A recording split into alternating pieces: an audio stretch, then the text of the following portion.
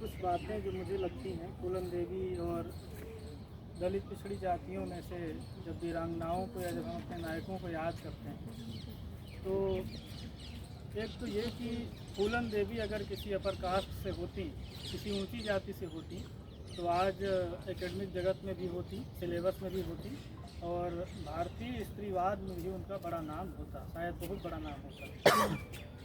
दलित पिछड़ी जातियों में से होने के कारण भारतीय स्त्रीवाद में चाहे सावित्रीबाई फुले हों, चाहे हिंदी की साहित्यकार महादेवी वर्मा हों और चाहे फूलन देवी जैसी वीरांगनाएँ हों, वो नहीं पढ़ाई जाती हैं और उनका उदाहरण नहीं लिया जाता है। हम स्त्रीवाद में पश्चिम का अंधानुकरण करते हैं केवल, वो इसलिए नहीं करते हैं इनको क्योंकि यह अपर कास्ट से नहीं है। एक बहुत बड़ा कारण जो है सब लोग जानते हैं।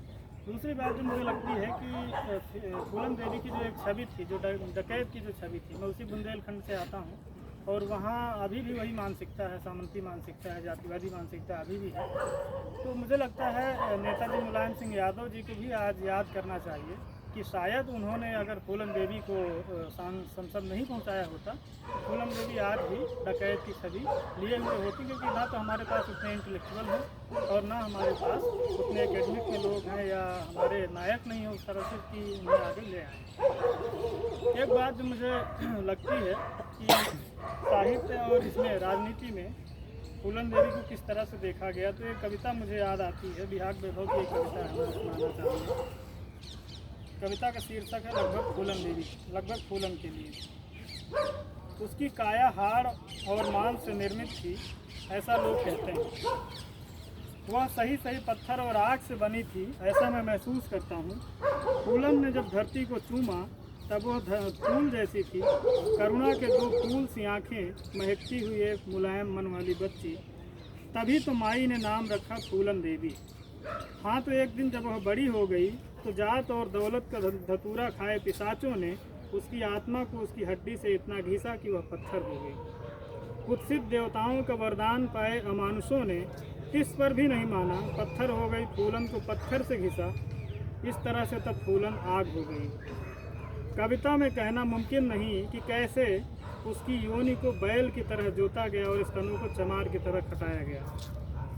अब जब अय्याश जुबानों के कहे फूलन को हत्यारिन कहते हैं, तब मैं पूछना चाहता हूं कि गुजरात की नदियों में जिसे पानी की जगह खून बहाया गया, वह कहाँ है? कहीं वह देश का नेतृत्व तो नहीं कर रहा। मैं भोपाल और मुजफ्फरनगर पूछना चाहता हूं, बाबरी और गोधरा पूछना चाहता हूं, उन सभी हत्याकांडों के बारे में पूछना चाहता हूं जो समाज सेवा की तरह याद किए जाते हैं।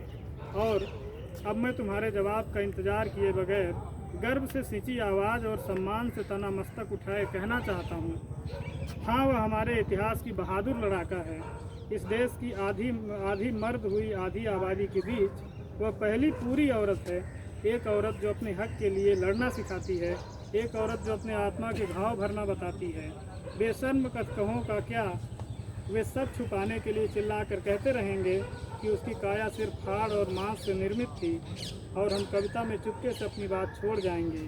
फूलन जन्मी तो फूल सी थी, पर वह सही सही पत्थर और आग से बनी थी।